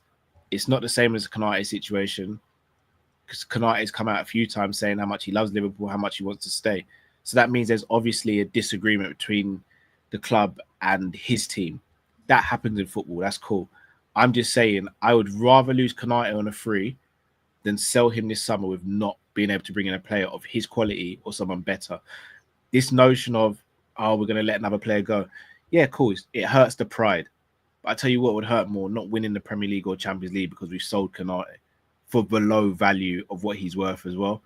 I'd rather lose him on a free and give us the best chance of winning the league or Champions League next season. Because respectfully, again, if Guehi comes in to replace Konaté, I'm not as confident about winning the Premier League or Champions League with him there instead of Konaté. I'm bigger on Guehi. I think he's a really, really top centre back, and putting him into a better team, I think you'll see that improve even more. But I do agree with Cal on this. Liverpool are in a 2-year window where we have to maximise Virgil van Dijk, Alisson Becker, and Mohamed Salah, because all their contracts expire in 2027, and it's highly unlikely none of them get renewed beyond that point. So we're now in a 2-year window of maximise what we can do. Ibu Konaté for 1 year, and then having an entire summer to figure out who we get to replace him when the market will be different is better now than selling him for 45 million to one of the clubs who knows they could get him on a free. So we end up having to get less money for him, and then looking at the market and going, okay, now who can we get now? The only guy who is somewhat available, who I would even consider this summer, and that's if Konaté forced through a move and we got good money, is Romero from Tottenham. That's the only guy I'd even consider. Outside of that, there's no one. Because Konaté is that level. Well. He's 1,000% already checked out. He's gone. I'm just waiting to see the news. Romano break it. Let it go, man. Do you not think? I mean, Romero in Liverpool. I don't know. Alongside Van Dijk, you got someone calming down. The only one. Henry, bro, you're gonna hate me, but I'm not feeling the Romero signing. He look on his day. He's excellent. I just think the consistency and lack thereof, his petulance and stuff. I don't think he gets away with the stuff. I don't think he would get away with that stuff at Liverpool. And I don't need that in my club, man. He's a good centre back. I think. No, not for me. I think you're bang on when he's on it. I think he's one of the best centre backs, but there is an inconsistency in his game. I'm surprised you didn't say Van der Ven. No, I'd like us to get Van der Ven, but the hamstrings. I think you don't play a massively high line like us. You didn't play suicidal football like us. Slot manages his players better, and I think Van der Ven's more versatile. Like if you had huge problems at injury at left back, he can play there as well. The problem is though, Van Dijk. It's not even that. Van Dijk plays on the left, and Van der Ven comes in. Do you think that matters that much though? Is it just for me? for Can us? you guys hear me? Yeah. For I can't hear you us, guys, I'm gonna come out and come back in. All right, mate. For us, it needs to. Van Dijk playing on the left is quite important to our build-up because he sprays these long raking passes out to Salah, which gets us out of trouble. And it's partly because it's Mohamed Salah who can hold up the ball and create from there. If he's doing that to Gakpo or Diaz, doesn't work anywhere near as well. So for us, Van Dijk has to kind of stay on the left. Plus, he's done it for 8 years as the best centre-back on the planet. I don't see any point in changing it now that he's 34. I'd rather just keep him there. So I think we need to look for someone who can go on the right side. I know Terry wants to move on. Let me ask you one question. Do you think what is a fee they're quoting for Romero? Sorry, not Romero, Guehi. They reckon it'll be about 40 plus some add-ons. Yes, you're not getting Romero for less than probably. I reckon you get him for 65. Yeah, Guehi can't be a Konaté replacement. Guehi should be coming in regardless of what we do with Konaté. Yeah, I agree. I think that's the thing for me. I think it's just like I like Guehi. I think he's really good. I think he's really, really good. But I think with Konza leaving as well, if Konaté is going to go, you should. I think from a PR and optics perspective, you've got to then sell Konaté this summer and get some money as opposed to him going for free if you can. Although that's going to be difficult because Real Madrid might not be in the need of him now, and it's like, well, we just need him, so we'll wait, and the player will probably be happy to wait. So it's that 2-year thing again, but. Viewers, let us know your thoughts and feelings on that. And thank you, Dean, for encouraging everybody to hit the like button. NUFX says, Terry, stop rewriting history. Yes, Chelsea came in with excess finances, but Man United were spending serious money on players that blew other clubs away. No one said United didn't spend. You're not listening to what I'm saying, though. And I didn't just blame Chelsea or say they were just responsible. I clearly stated that Man United responded when new financial powers came along, so of course we contributed towards it. My point is no one singular club is the problem here. But if we want to get involved in facts, in the Premier League era, under Fergie, when we were at our pomp, we were only the 4th highest spender in the league at 773 million euros, this website shows. To put that into context, Newcastle been relegated a few times and only spent 70 million less than us. Spurs had only spent, in Fergie's lifetime, at United in the Premier League, Tottenham only spent £30 million less than Manchester United. That's disgusting. Liverpool spent 100 million more than us, didn't win it. Man City, by the way, they only got their money 4 years before Fergie retired. They spent nearly 200 million more than Manchester United, and 80%, that's a lie, but 70% of that spending was done from 2009, and when Fergie retired in 2013. Chelsea in the Premier in Fergie's era spent 1.2 billion, so 300 to 400 million more than Man United did. We then want to go to facts. Yes, we've broken some British transfer records with Pogba. We broke it with Rio and Vidic, as you mentioned. However, the Rooney signing that you mentioned and Berbatov weren't British transfer records, and that was during the other eras. Chelsea have broken the British transfer record, I think, one more time than Manchester United have. Liverpool have obviously now officially broken it. This is according to this list here on Verts. They could actually break it twice in one summer. But you look at the totality of spending, I'm not blaming or putting it on any one club. I want to be very honest about it. What I am saying is any major news outlet trying to state now in 2025 that Man United are the reason for an inflated market has to be one of the most disingenuous bullshit motherfucking shit crazy statements that's ever been said in football, when you consider that team that journalist is writing in support of has overspent by 150+% on its signings since their new owners came in.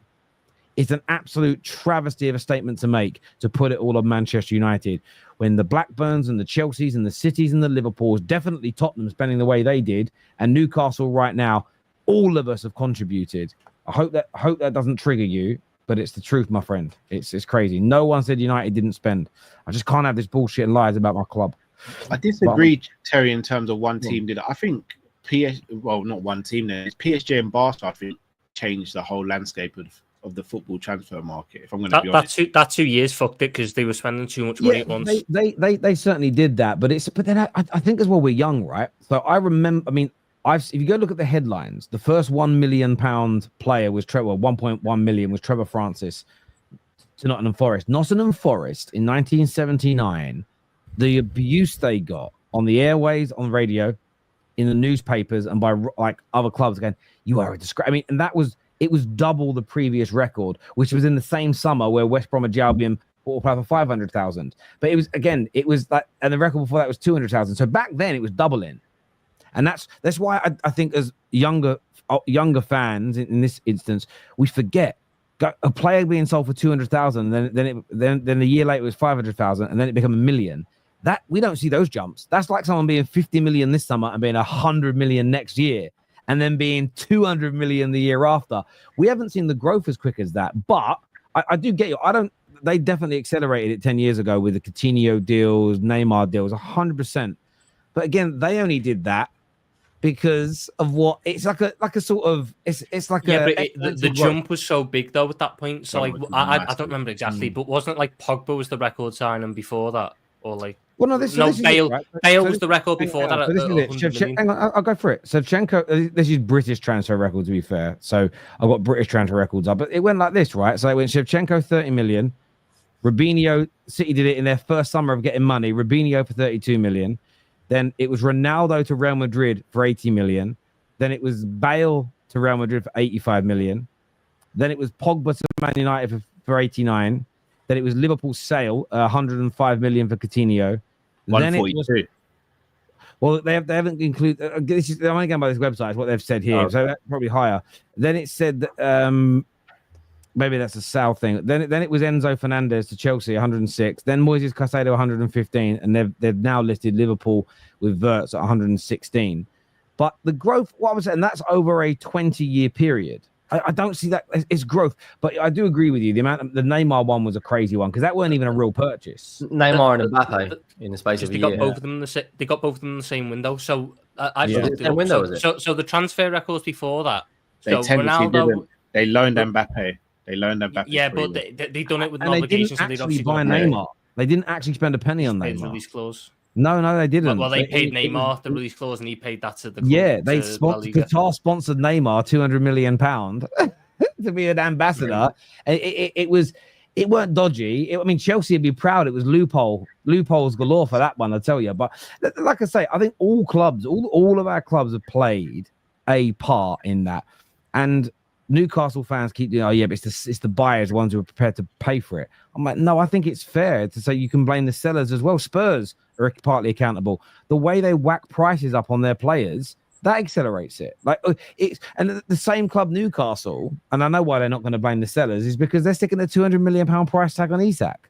Mm-hmm. So if you really, as a club, if you really care, well, let him go for market value or under, because you really care about transfer fees coming down, don't you? So why don't you undersell your players?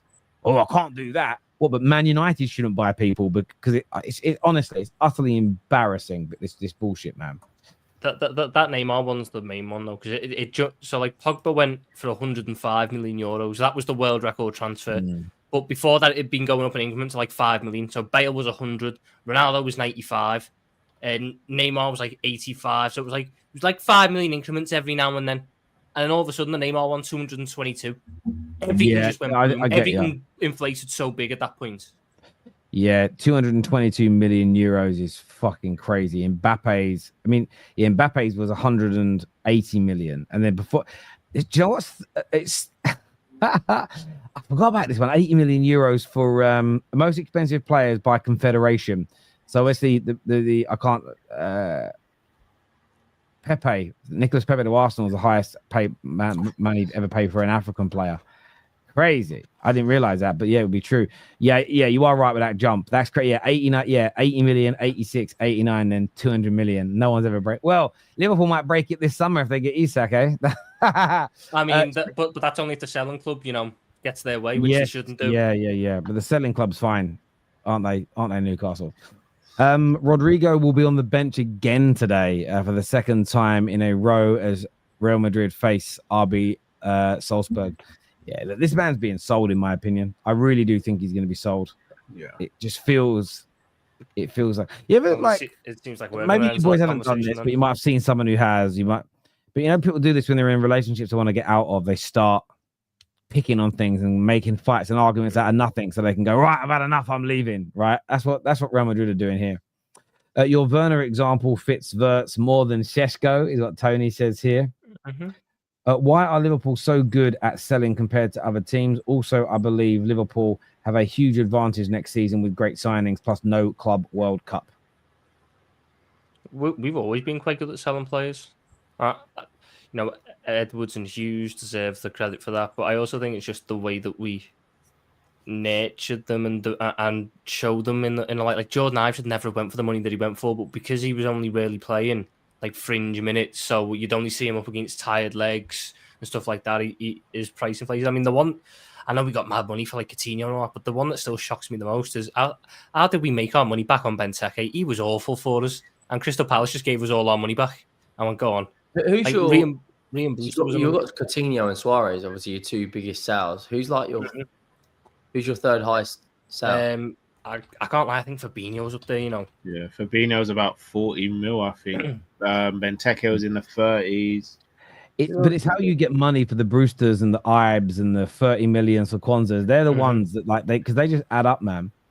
I want to play a game very quickly though, right? Because this is really cool. So this is a cumulative transfer fees. The 10 most expensive players ever, based on all their transfer fees combined.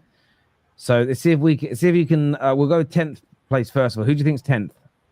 Oh, can I name two who are in the top 10? I believe are in the top 10. Yeah, go on. Zlatan, Lukaku, and Anelka in there, I think.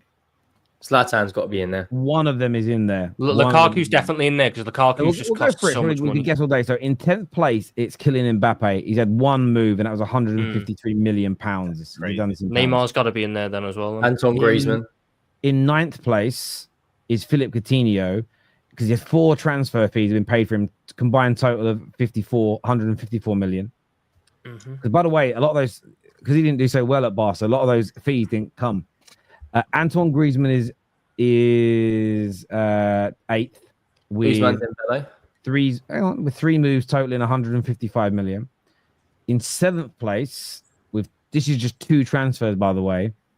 João Felix, 162 million has been spent on him. That's between Chelsea and AC Milan. That's probably going to jump up more if Chelsea sell him. Number 6 on the list after 3 moves is Matthijs de Ligt, 168 million in total spent on him. United, by the way, paying the smallest. Man United paying the smallest percentage of that. Juve, Bayern, and United. That's crazy. Yeah. How much did Bayern pay then? Like 70 million. That's 70. He went for like 80 and then 70, and then Man United picked him up for like 30 odd. So yeah. I thought Bayern only paid like 40, 45 for him. So this is 5th place here with 5 transfers totaling 172 million. Morata. That one doesn't shock me because he moved around all of Europe's big clubs. Yeah. In 4th place with 3 transfers totaling 187 million in fees for him is Ousmane Dembele. In 3rd place, 4 transfers totaling 210 million is Cristiano Ronaldo. Yeah. 2nd place, 3 transfers, 340 million is Neymar. And number 1 with 6 transfers, 352 million pounds clubs have spent on him is Lukaku. Zlatan's not even in that list. Zlatan's not in the top 10. No, I think Anelka and Zlatan were in the list a few years ago.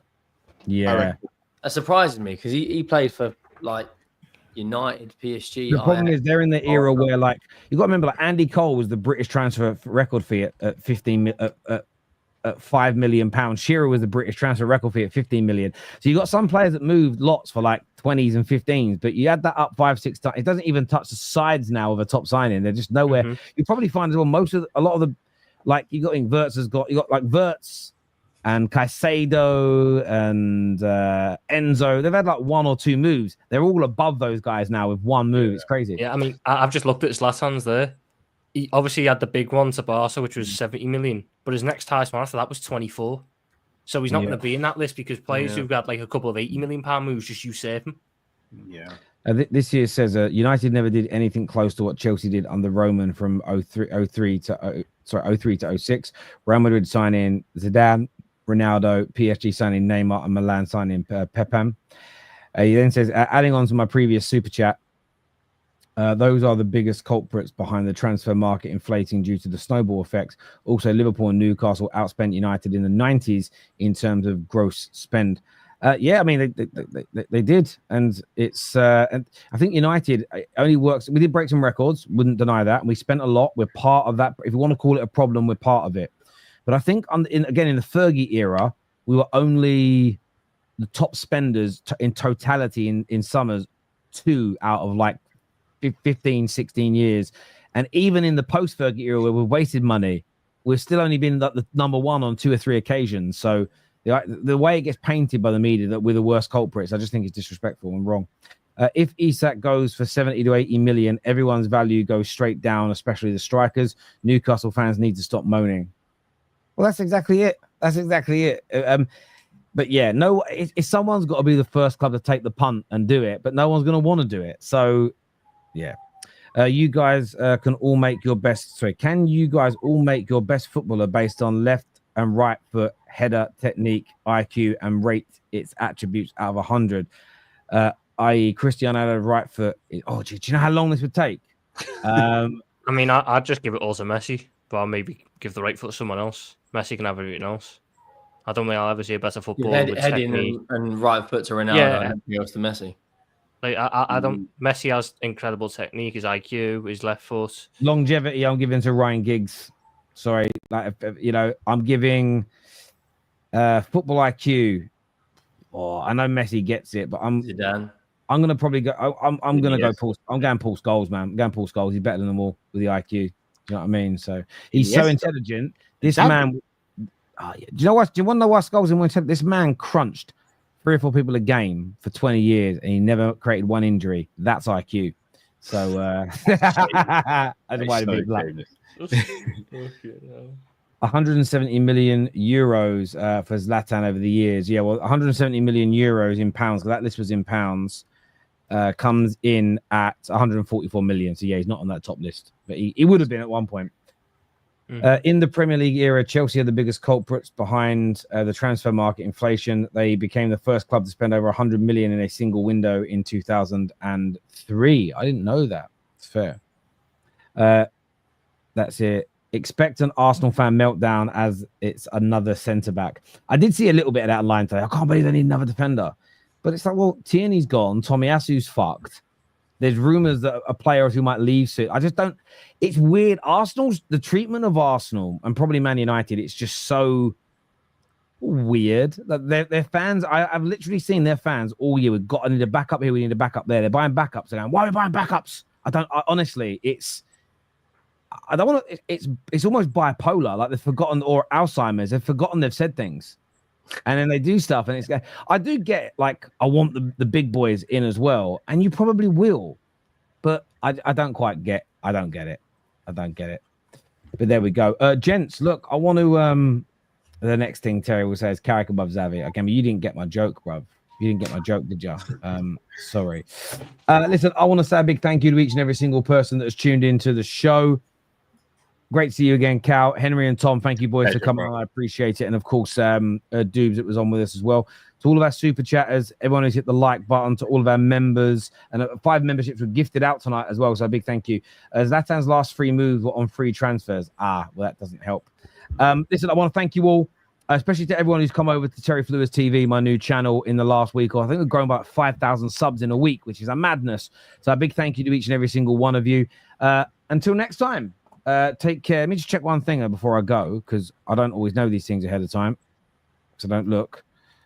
No, there is no redirect on this, so I will. Unless any of you boys are going live in a minute and need a redirect. I'm not. No, nothing set up. Like 5,000. That's a lot of bots. That is. Mate, it's costing me so much money.